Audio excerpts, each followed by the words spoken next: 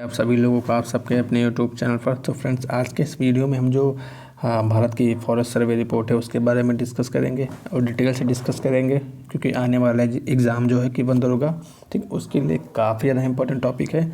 तो इसलिए हम जो टॉपिक दिया गया है, मतलब देखेंगे किस राज्य में कहाँ पर वन की बढ़ोतरी हुई, किस अभ्यारण्य में कहाँ पर वन की बढ़ोतरी हुई, कहाँ पर कमी हुई है, तो सभी के बारे में एक डिटेल से डिस्कस करेंगे। तो चलिए शुरू करते हैं आज की वीडियो। ठीक, तो सबसे पहली बात जो इसमें आप लोग को याद रखना है कि जो ये रिपोर्ट आती है ये हर 2 वर्ष में आती है। ठीक, भारतीय वन सर्वेक्षण इसको जारी करता है। इसका मुख्यालय कहाँ पर है, तो ये देहरादून में है। ठीक, ये तो बेसिक इसकी जानकारी हो गई है। अच्छा, फिर इसमें यह था कि सबसे पहली बार इसकी रिपोर्ट कब जारी की गई थी, तो 1987 में की गई थी। सबसे पहली बार इसको रिपोर्ट जारी की गई थी और 70वीं रिपोर्ट है। ठीक है, तो उसके अलावा अब देखते हैं जैसे कि जो यहाँ पर क्या है कि वन की 3 जो श्रेणी है इनका सर्वेक्षण शामिल किया गया है।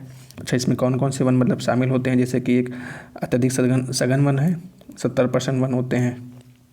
फिर मध्यम सघन वन है जो कि लगभग 40 से 70% है। फिर है खुले वन है जो कि 40%। ठीक, तो ये घनत्व के हिसाब से होता है, मतलब कि कहाँ पर मतलब कि जो सघन जैसे वन हो गए हैं, मतलब अगर वहाँ पर पेड़ों की जो कहीं ना कहीं मतलब सघनता है वो अगर 70% से अधिक है कुल एरिया का, तो उनको सघन वन कहा जाएगा। अगर 40 से 70% के बीच में है तो उनको मध्यम कहा जाएगा। अगर कुल एरिया पर 40% से कम है तो उसको कम सघन वाला कहा जाएगा। ठीक है ना। उसके बाद इसकी कुछ प्रमुख विशेषताएँ हैं जो कि हो सकता है इंपॉर्टेंट है, काफ़ी ज़्यादा चांस है कि पूछ सकता है। देखो, इसमें पहली बार क्या हुआ था कि टाइगर रिजर्व, जैसे कि टाइगर रिजर्व, टाइगर कॉरिडोर और गिर के जंगल, इसमें एशियाई शेर रहते हैं, उनके वन का जो आवरण है, मतलब वहाँ पर जो वन का एरिया है उसको भी शामिल किया गया था। ठीक है ना, तो ये पहली बार हुआ है तो इसलिए इम्पोर्टेंट हो सकता है। ठीक, अच्छा, तो इसमें कुल कितना एरिया निकला था, जैसे कि वर्ष 2011 से 21 के मध्य बाघ गलियारों में वन क्षेत्र में लगभग कितने की वृद्धि हुई है, तो ये लगभग 37.15 वर्ग किलोमीटर, या अगर प्रतिशत में कोई पूछेगा तो 0.32% की वृद्धि हुई है। ठीक, लेकिन ये किस में हुई है, मध्य बाघ गलियार। लेकिन बाघ अभ्यारण्यों में क्या हुआ है कि 22.6 किलोमीटर की कमी आई है। ठीक है ना। अच्छा, इस 10 वर्षों में क्या हुआ कि जो 20 बाघ अभ्यारण्य हैं, ठीक, इसमें वनावरण में वृद्धि हुई है, साथ ही जो 32 बाघ अभ्यारण्य हैं वहाँ में कमी आई है। ठीक, तो ये नहीं पूछेगा आपसे। उसके अलावा फिर देख तो कहाँ कहाँ पर वृद्धि, जैसे ये बुक्सा हो गया, कहाँ पर है, पश्चिम बंगाल में है, अनामलाई तमिलनाडु में, इंद्रावती रिजर्व कहाँ पर है, छत्तीसगढ़ में, इनके वन क्षेत्र में वृद्धि देखी गई है। ठीक, तो हो सकता है आपसे क्वेश्चन पूछ सकता है कि मतलब निम्न में से किस मतलब रिजर्व में वन की वृद्धि नहीं हुई है। ठीक, तो ये इसमें हो गया है। उसके अलावा जैसे मतलब कि कंवल कहाँ तेलंगाना में हो गया, भद्रा कर्नाटक, सुंदरवन ये पश्चिम बंगाल, इसमें क्या हुई है, कमी हुई है। ठीक, इनमें कमी हुई है।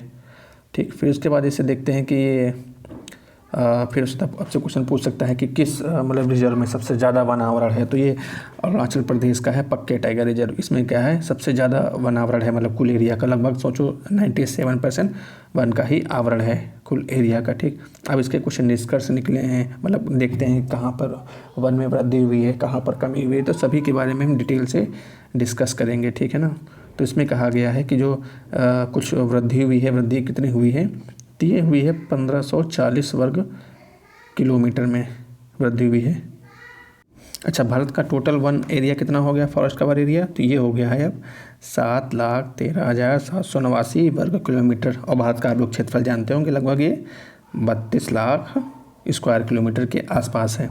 तो ये वन क्षेत्र कितना हो गया, लगभग 21.7% हो गया है, जो कि 2019 में कितना था, 21.61% था। तो इसमें वृद्धि हुई है, कितनी वृद्धि हुई है, लगभग 0.5 के आसपास की हुई है। अच्छा, वृक्ष क्षेत्र में कितने की वृद्धि हुई है, तो इसमें देखो तो 721 वर्ग किलोमीटर की वृद्धि हुई है। तो इसमें मतलब कि अब देखते हैं कि मतलब कि कहाँ पर सबसे ज़्यादा वृद्धि हुई है, तो जैसे कि वनों में सबसे ज़्यादा वृद्धि कहाँ पर हुई है, तो ये तेलंगाना स्टेट में लगभग 3.07% की वृद्धि हुई है। आंध्र प्रदेश में वृद्धि हुई है 2.22 की, उड़ीसा में हुई है 1.04। देखो, कम से कम आपको 3 स्टेट तो याद ही रखने कहाँ पर वन क्षेत्र में वृद्धि हुई है, तो तेलंगाना हो गया है, आंध्र प्रदेश हो गया, उड़ीसा हो गया है। ठीक। तो यहाँ पर वृद्धि हुई है। तेलंगाना, देखो तेलंगाना आंध्र प्रदेश तो आसपास हो गए हैं, मतलब एक ही से मिलकर बने थे। उसके बाद जो उड़ीसा हो गया है, उसके बाद जो है पूर्वोत्तर में देखा गया है कमी कहाँ पर हुई है, तो जैसे मतलब कि एक तो अरुणाचल प्रदेश हो गया, कमी हुई है, मणिपुर में हुई है, मेघालय हो गया, मिजोरम हो गया, नागालैंड, मतलब पूर्वोत्तर के राज्य यहाँ पर कमी हुई है। ठीक। अब देखते हैं मतलब सर्वाधिक वनावरण कहाँ पर है, तो जानते हैं क्षेत्रफल की दृष्टि से सर्वाधिक मतलब एरिया कहाँ पर है वन का, तो ये मतलब मध्य प्रदेश में आता है सबसे ज़्यादा। ठीक। अच्छा, ठीक है ना। फिर उसके बाद देखो अरुणाचल प्रदेश का नंबर आता है, फिर छत्तीसगढ़ का नंबर आता है, उड़ीसा हो गया, मध्य प्रदेश। तो ये भी आपको याद रखना है, मतलब कि डेटा, क्योंकि देखो डेटा बहुत ज़्यादा इंपॉर्टेंट हो जाएगा। स्टैटिक पूरा पेपर आएगा, ठीक। तो वहाँ पर स्टैटिक पेपर में क्या होगा, डेटा की बहुत ज़्यादा अहमियत रहेगी। ठीक। कॉन्सेप्चुअल तो आने की संभावना बहुत ही कम रहेगी, लेकिन यहाँ पर स्टैटिक पोर्शन आपसे काफ़ी ज़्यादा पूछा जा सकता है पेपर में, जैसा पेपर का मतलब पैटर्न हिसाब से चल सकता है।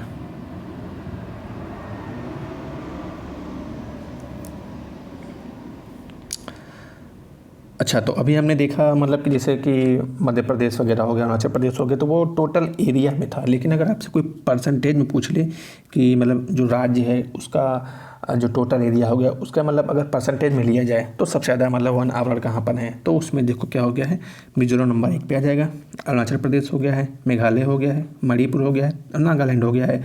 तो देखो टोटल एरिया में हो गया है एमपी हो गया है, और उसके बाद जो है मिज़ोरम हो गया है, परसेंटेज वाइज हो गया है। तो आपको टोटल एरिया में भी याद रखना है, प्रतिशत में भी याद रखना है। ठीक।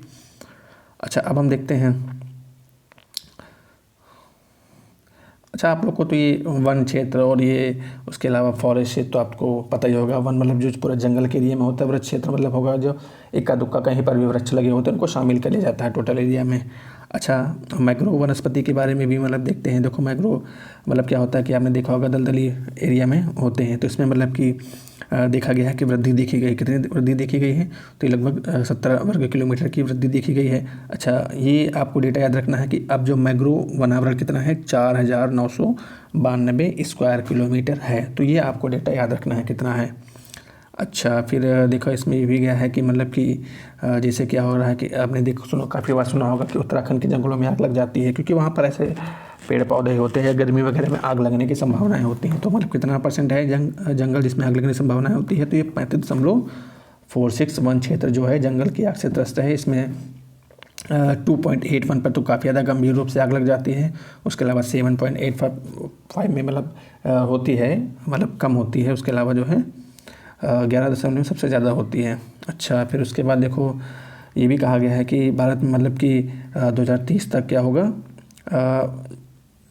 मतलब 45 से 64% वन जलवायु परिवर्तन और बढ़ते तापमान से प्रभावित होंगे। देखो भारत ही नहीं पूरी दुनिया में जैसे क्या हो, जैसे जैसे मतलब ग्लोबल वार्मिंग या वैश्विक टेम्परेचर बढ़ रहा है, ठीक है ना, हिमालय मतलब कि क्या हो रहा है, ग्लेशियर पिघल रहे हैं, तो कहीं ना कहीं उन सब का असर आपको वहाँ पर रहने वाले मतलब उस देश के वन पर और वहाँ उस वन में रहने वाले वन्यजीव पर इनका पूरी दुनिया में असर देखा जाएगा। ठीक है ना। देखो उसके अलावा देखो कहा गया है कि सभी राज्यों जैसे असम हो गए, मेघालय, मिजोरम और नागालैंड को छोड़कर यहाँ पर क्या है कि वन अत्यधिक संवेदनशील जलवायु वाले हॉटस्पॉट होंगे। मतलब देखो वहाँ पूर्वोत्तर राज्यों में तो इतनी कमी नहीं देखी जाएगी, लेकिन जो आसपास के जो सारे राज्य हो गए वहाँ पर क्या हो रहा है कि वन में धीरे धीरे वहाँ पर कमी देखी जा रही है, वहाँ के जंगलों में कमी देखी जा रही है, वहाँ के वन्यजीवों में कमी देखी जा रही है। ठीक। तो वही कहा गया है। अच्छा, कुल कार्बन स्टॉक आपने देखा होगा कि देखो जो अगर देखते हैं कि जो मतलब अगर सबसे अच्छा अगर मतलब स्रोत जैसे क्या होता है कि लगभग पृथ्वी पर हर चीज़ कार्बन से मिलकर बनी है, तो ये मतलब जो चीज़ जल सकती है सब में कार्बन मौजूद है। तो पेड़ पौधों में क्या होता है, कार्बन को सोखने की क्षमता होती है भाई, वो CO2 लेते हैं और ऑक्सीजन देते हैं।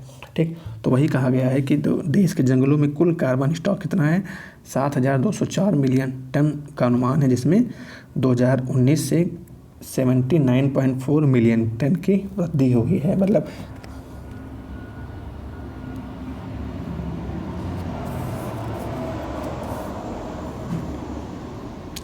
मतलब अभी भारत में इतने पेड़ पौधे मौजूद हैं कि इतने बिलियन टन कार्बन का जो है वो सोख सकते हैं। ठीक, ये हो गया है। अच्छा, उसके अलावा देखो बांस के वन भी देखो इसमें शामिल किया गया है कि जैसे बांसों की संख्या जैसे कुछ बढ़ के मतलब कितनी हो गई है 53,000 मिलियन हो गई है। उसके अलावा फिर चिंताएं क्या देखी गई है, जिससे कि आपने देख रहे होंगे कि वनों में लगातार गिरावट देखी जा रही है। प्राकृतिक रूप से जो वन होते हैं वो तो नए नए पेड़ लगा दिए जाते हैं, लक्षण को शामिल कर लिया जाता है, लेकिन जो प्राकृतिक रूप से वन होते हैं, ठीक ना, उनकी लगातार कटाई हो रही है, ठीक ना, तो उसमें गिरावट देखी गई है। मध्यम घने जंगलों में 1582 वर्ग किलोमीटर की, ठीक, तो इसमें साथ साथ जो है, अच्छा उसके अलावा देखो झाड़ी में वृद्धि हुई है। फिर उसके अलावा देखो पूर्वोत्तर क्षेत्र के वन आवरण में भी देखो कमी आई है। इसमें देखो पूर्वोत्तर क्षेत्र में कितनी लगभग 1020 वर्ग किलोमीटर की कमी आई है। अच्छा देखो फिर इसमें दिया गया है जैसे कि जो पूर्वोत्तर राज्य हैं उनके कुल भौगोलिक क्षेत्र का लगभग 7.98 हिस्सा है वन से, लेकिन कुल कितना है 23.75, जिसे आप लोग जानते होंगे कि मतलब टोटल जो एरिया होता है ना किसी भी मतलब देश का, तो वहाँ पर 33% भाग पर क्या होना चाहिए, वन होने चाहिए, लेकिन हमारे यहाँ पर कितना लगभग 24% भाग पर ही मतलब कि फॉरेस्ट कवर दिया गया है। अच्छा ठीक, तो ये थी वन रिपोर्ट जहाँ पर हमने डिटेल से डिस्कस किया है, मतलब किस राज्य में कितनी बढ़ोतरी हुई, किस राज्य में कितनी कमी हुई है। आई होप आपको ये वीडियो पसंद आया होगा। तो मिलते हैं नेक्स्ट वीडियो में, तब तक के लिए थैंक यू।